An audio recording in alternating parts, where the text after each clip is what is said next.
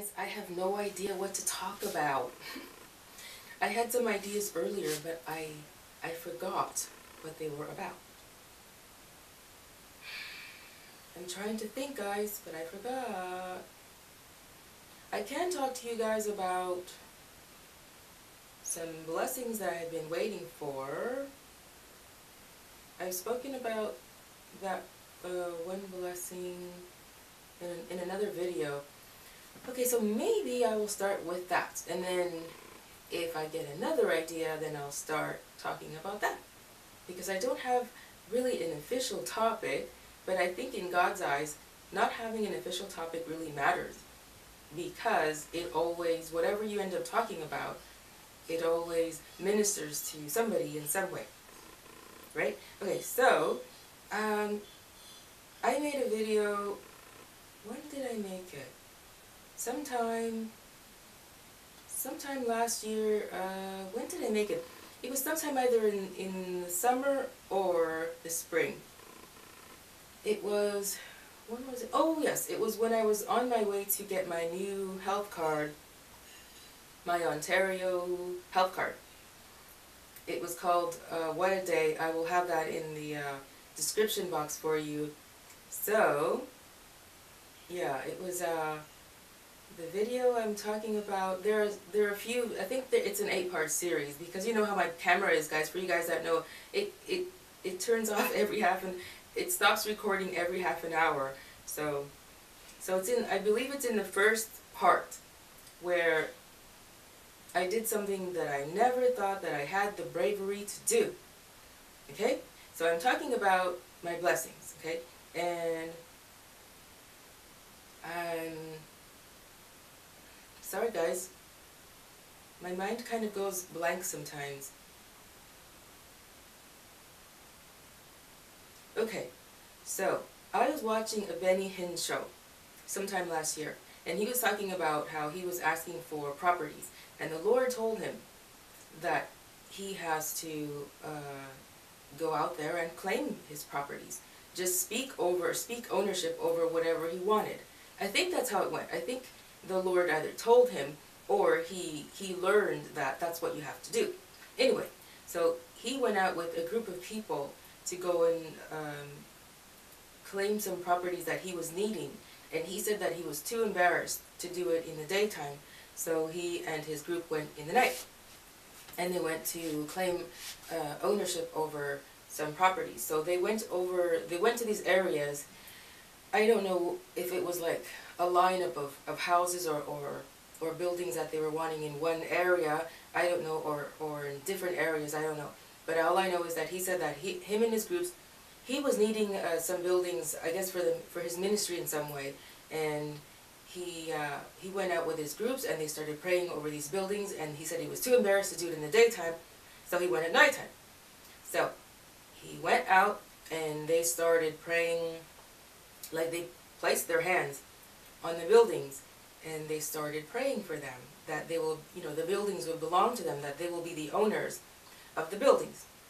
And I believe, I think he said, I think I remember him saying something about sometime from 6 months to a year, I think, something like that. The buildings belonged, you know, he was able to purchase, or something like that. The buildings became he became the owner of these properties. And so there's this one, I took the his example, and then I did it, right? So because there's this one building, guys, there's this one building that I've been wanting to like, I want this building for my store. Okay, I want a nice building, just a really nice building. And some months back I had been asking the Lord, not months back, like maybe around almost 3 years ago, I think it was, about 3 years ago, 3 or 4 years ago, when I asked the Lord God, I said, Lord, this is what I want in the building for my store. And I went down the list of things, like the list of things that I wanted in the building.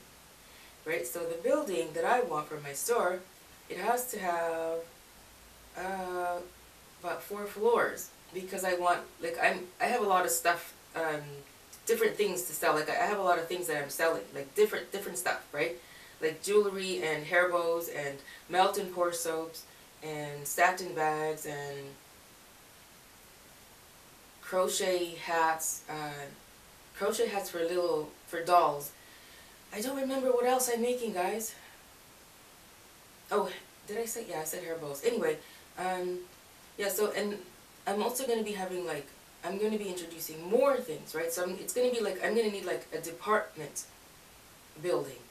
So the building that I want, I asked the Lord, I said I would please want it to have 4 floors. And I want it to be a freestanding building.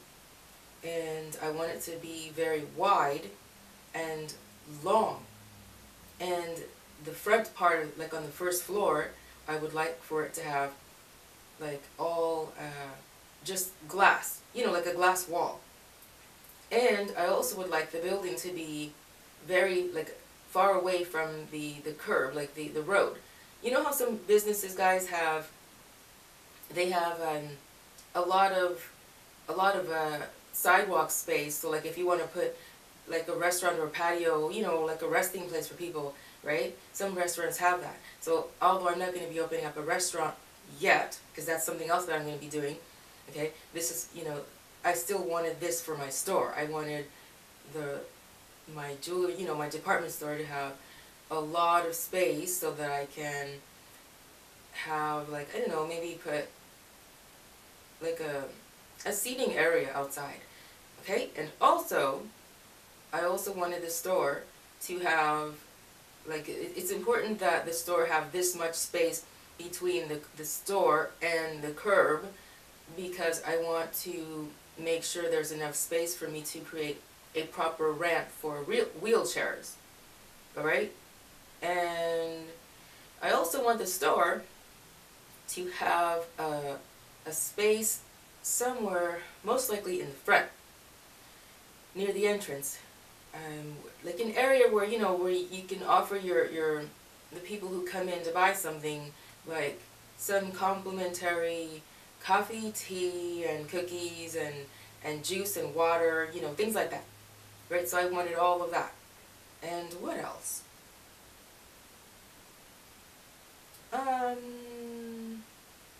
Yeah, I guess that's it. So, about 2 years ago, okay, so this was about 3 or 4 years ago that I was asking the Lord for this list.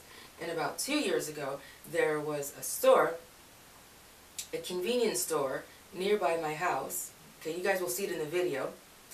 A convenience store nearby my house that the people that were leasing the space for their store, they moved out. Well, I guess the owner told them to move out, and once they were moved out, some construction started. Okay, the window's over there, and I thought I saw from the corner of my eye somebody walking up the pathway of my backyard, but there's nobody there. Okay, so what was I saying? Yeah, so the owners began construction, and it took about, I think, a little over a year, something like that. There are squirrels jumping from the tree on this side over to the top part of the house on this side. And they jump so loud, like bang, you can really hear them, bang. They land right on top of my roof, like on top of my room. That's why I'm often hearing boom, like people. And I just witnessed it for the first time today. I knew it was squirrels, but I always thought it was raccoons, because raccoons are really heavy, and it's little squirrels doing that. Anyway, you know how I am, guys. When I get off topic, I can't help it. If I see something or whatever, I have to tell you guys. It's just how I am. So, it took about a year, maybe a year and a half, for this place to be renovated. And once it was renovated and completely done, you know, I was noticing that they were fixing it, right? And then once it was completely finished, I saw how beautiful it was. And then I was looking at it and observing it, and I said, you know what? This is exactly what I was asking for. Now there was a sign. I think the sign is still there. There was a sign at the top of, you know, just above the, you know, where above the store, right? Where they say they want to lease. But I don't want to lease. I want to own. I told the Lord, I asked the Lord, I said, Lord, I would like to own. I don't want to lease. That's a waste of money. I want to own. So, when I saw the building, I said, wow, they've completely renovated from top to bottom. It's really beautiful. It's really, really, really nice. It's beautiful. It's fancy. I like everything. It's just, it's like the Lord had the owners, the previous tenants move out, and you know, have the owners renovate it for me. And I'm really hoping it's for me, because in the video, guys, what I did, well, before I get to that, I just want to explain a little bit more. Everything about the building I love. It's just fancy. The color of the building is nice. I didn't know what color I wanted, but the color of the building is very nice. I like it. And it's just pretty. I like it. And it's, you know, it's on a main road. It's very trendy. We're in a trendy area. You know, so it's very, I like it. And so, anyway, so then one day, when I went out and I said, Lord, I think this is the building that's for me. And I said to myself, I'm going to do what Benny Hinn did. So on that day when I went to go get my my health card, I went to, you know, I filmed it, guys, so you guys will see. I went over to the building, and then I was just standing there filming it for you guys to see it and everything. And I was very nervous, guys. I was just standing there nervous, like standing at the curb and filming it and everything for you guys to see and explaining to you guys what I was doing there. And I started to, I made a decision. I said, well, I'm going to go over there and pray over the building because I want it. So then I went over to the building and I placed my hand on the building. And guys, this was in the broad daylight. It's a busy street, Queen Street, guys. For you guys who have been to Toronto, for you guys who are Torontonians or Canadians, you guys have been to Toronto, you guys know that Queen Street is a very, very busy street. It's always busy. Very busy. It's a very happening, just restaurants, you know, it's all that stuff. Flower shops, any kind of business is there. Okay, it's a very, very busy neighborhood. All over Queen Street, from east to west, it's very busy. So, I was so nervous, guys, but I said, well, if Benny Hinn could do it, you know, and other people are doing it. Just a minute, guys. Ow, my knee. Oh, hold on a minute. I feel something, my eye. Yeah, I feel something in my eye. Okay, so, okay, anyway, yeah, so I was saying, so if Benny, what am I doing? I don't have a back pocket. I have a pocket here, but it doesn't look very nice. I'll just set it, I'll set it down here. Okay, so I said, look, if Benny Hinn can do it, other people are doing it, then I can do it too. You know, so I did it. I went over there and I placed my hand on the building and I prayed over it, and I spoke ownership of the building to myself, for myself. So, now, that's the first time I had ever done that, and it was very scary because I was by myself, and it was in the daytime, and it wasn't crowded, but guys, Queen Street is a very busy street. You know, and you'll see people in the video, they're passing by, you know, and so then I was like, oh, really nervous, you know, and then I just went over there and I started praying over it, and by the time I was over, I was still nervous, but I was relieved. And I can't believe that I did that in the daytime, guys, because I'm not, although I will pray for somebody in public, okay, I'm not embarrassed to do that, but to pray over a building by myself, that was a little bit, oh, are people looking at me? What are they thinking, you know? Look at that weirdo. What is that person doing? But the thing is, guys, the Lord doesn't care about, I mean, the Lord wants us not to care about what the world thinks. He doesn't condemn us, right, for feeling embarrassed or whatever. But He still wants for us to have enough faith to move through that embarrassment, you know, and feeling silliness. Feeling all silly, you know. So there was somebody, Okay, yeah, it was Bruce Allen, okay, one of the prophets from the Lancaster prophetic conference. Okay, I will have his videos and from the Lancaster prophetic conferences and some new videos that he teaches about how to operate as light, okay, which means learning to operate in the way that God meant for us to live, which is as light, in the supernatural realm, much rather than the natural realm. Okay, that means living outside of, like, in the natural realm, like people get sick, people people get sick, stuff like that. So when he teaches how to live outside of that, okay, and also how to translate from being, how did he say it? He teaches see, God taught him how to live, how to practice living every day so that you don't see death. You just go, you go from being a supernatural, learning to live outside of the natural realm, in the supernatural realm, and then when it's time for the Lord to rapture us, you just go straight up, like Enoch. Okay, just like Enoch did. God just raptured him, and he didn't die. He just raptured him. So that's what God has been teaching Bruce Allen. He commissioned Bruce Allen to study light and to teach the church how to live in the way I just explained. Okay, so I will have those. There are a few videos like that I will have for you, and I have been watching those videos and practicing. Guys, it's a lot of fun. So, and it's exciting that you can live like that. That the Lord has taught us, He's teaching His prophets how to, all these amazing radical things that He always meant for the church to know. Okay, I've gone off topic, but it's always important for me to tell you guys about these things because I cannot keep this kind of information to myself. The Lord is teaching His prophets this kind of teaching, to spread to His children. I find out about it. It would be bad if I kept it from you, right? I wouldn't want this kind of information to be kept from me. So, yeah. I was saying the Lord doesn't want us to, Bruce Allen, that's why I got into him anyway. I was watching a video maybe 3 days ago, and he was talking about how, it was in one of his videos about learning how to live as light, right?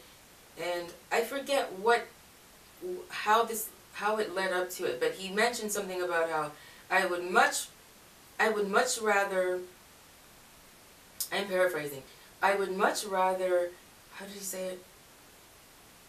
I would, like he's talking something about, he was talking about some kind of faith, having some kind of faith, just act out whatever you want to happen. And he says, who cares if people see you and you look like a fool? He says, God would much rather have you look like a fool. No, I think he said, I would much rather look like a fool for God than, look like a fool for people. Meaning, if we're going to be worried about looking like a fool for people, then that means we are going to stop from acting out in faith for what we are believing for. You understand? Sorry, guys. I take a long time to explain myself. Okay, and I've explained this to you before, why it takes so long, so I will have that video for you also in the description box for you guys to know why I take so long to talk. But I think you'll forgive me. Anyway, yeah. So after I finished declaring the building to belong to me, I was very happy because, I've never done that before, and even though I looked like a fool in front of people, I honored the Lord. I honored the Lord because I felt really stupid, but, brother, guys, I'm sorry, I'm just getting distracted because there's my window, there's another window over there. You guys can see some light coming through this way, but there's another window to the other side of my house on that side, and I saw some reflection. So I don't know, it just looked like somebody was going like this to the window or something, or doing something. Anyway, what was I saying? Ow! oh, hurt myself, scratch myself. What was I saying? Okay, so the Lord, like, we're not supposed to, it doesn't matter how stupid we look, we just have to act out in faith, whatever we are wanting. And that's the best way to live. And also, the store, okay, that I was speaking over, this pastor that comes into the church that I'm going to now, he comes in, and he comes in the last Sunday of every month, and he's this prophet, right? And it's really amazing the way God uses his prophets, because everything they say comes to pass. And that's exactly what has happened with this pastor. Everything he has said about me, everything he has said about me has come to pass. Okay, everything he has said about me has come to pass. And guys, you know what he said? Okay, do you guys know what he said? One time when I was at the church, he was there, and he was praying over people, and then he came over to me, and he was talking to me, prophesying over me, and the Lord tells him a lot of things about you, and he was telling me things that only I and the Lord know, and then he said he didn't even know that I had a business. He did not know I had a business back then, guys. And you know what he said? He said, you are going to have a store. He said, you're going to have a store where you're going to have all these fancy things in it. And I just gave, I smiled in a big smile, and I said, oh, I know, I believe it. But when he said that to me, I was just so amazed, because I'm like, I never told you this. And I never told anybody in the church, not one person, because I'm a very private person. I'm telling you guys this, and the whole world's watching, but what I mean is, when you're in a gathering or when you're at a church or whatever, sometimes you just keep the things going on in your life to yourself. People at church know that I have a business, but they didn't know that I was planning, that my desire is to have a store. So, yeah. So, when the pastor said that, wow, I said, no, he can't. I said, there's no way that he would know, because I did not tell him. The head pastor of the church didn't know. Nobody else, the other pastors, nobody, just me and God. So when he said that, it's very encouraging, guys, because God uses his prophets to tell you things that you have in your heart that you are desiring, right? And as long as you are living for God and doing his will, when he tells you, when he puts it in your heart, something to do, whatever assignment he has given you, and you're not doing it, right? But you're still praying for him to give you something, and you're wondering why it's not come to pass, or why you're not receiving any words about it coming to pass, then it's because you're being disobedient. The Lord wants you to, be obedient and do his assignments. The Lord expects us to be about his business, right? Give to the poor. Tithe, give your offerings, all right? Sing for him. Praise him. Talk to him. Read your Bible. Listen to Bible studies. Pray for other people. Yeah, pray for people. So, yeah. Yeah, so there was, guys, there are some folks who wonder why things aren't going well for them. They're wondering why their lives are not moving forward with their dreams. Examine your lives. Re-examine your lives. See what it is you are doing that is hindering your blessings from coming through, because there are things that the Lord expects us to be doing in order for these blessings to come. We have to, God is not going to reward disobedience. He is going to reward obedience behavior, because obedient behavior means that he can trust us with whatever assignments that he has to give to us. So if I want something, but I'm not being obedient to him in a certain area in my life, and then if he blesses me with that, then I'm not going to be obedient. He knows that I'm going to continue being disobedient, and then he's going to continue blessing me. But if I continue being disobedient, then how is that going to further his causes, right? If he's telling me, Nancy, I want you to go out there buy some more groceries and go back to the church and give to some people.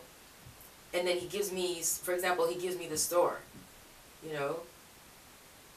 But I don't give to the, I disobey. Like he tells me, go buy the groceries, give it to the people. I don't do it, but he still gives me the store. You understand what I'm saying? Like, he is rewarding my disobedient behavior because I'm not going to use the store that he gave me to further his purposes, because I know that the store he's going to give me, he's going to use that environment to draw people to him, because the Lord is in you, and wherever you are, his presence is going to be there, and people are going to be drawn to you. But if you're being disobedient, right, then the Lord will not be able to draw people. He won't be able to draw people to himself because you and me are not doing what the Lord has told us to do. So he's not going to obey, sorry God, I didn't mean that, but, I mean, he knows.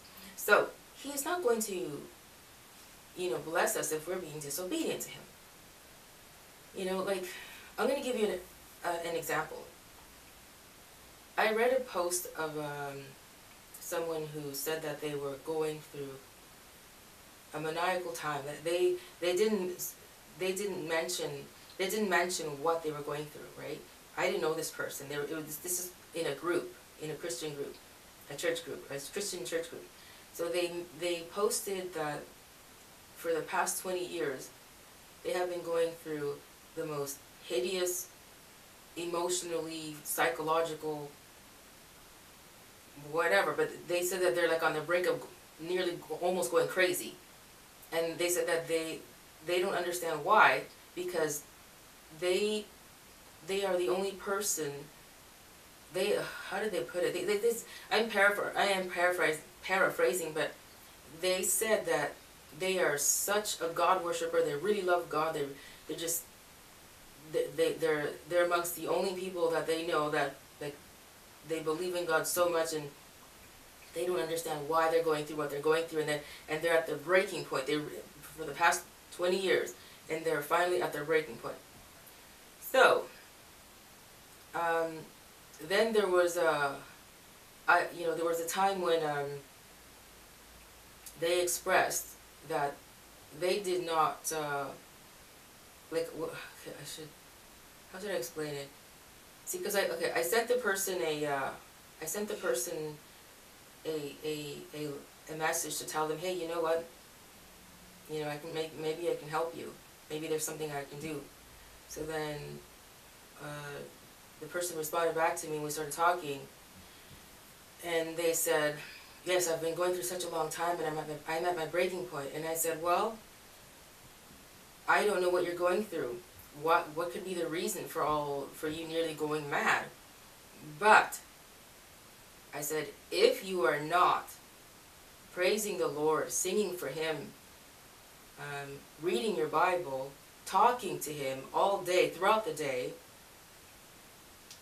you know, worshiping him through singing and dancing, talking to him, right? I said, if you're not doing any of that, that is a main reason why you are going this way, because you're not cultivating a relationship with the Lord.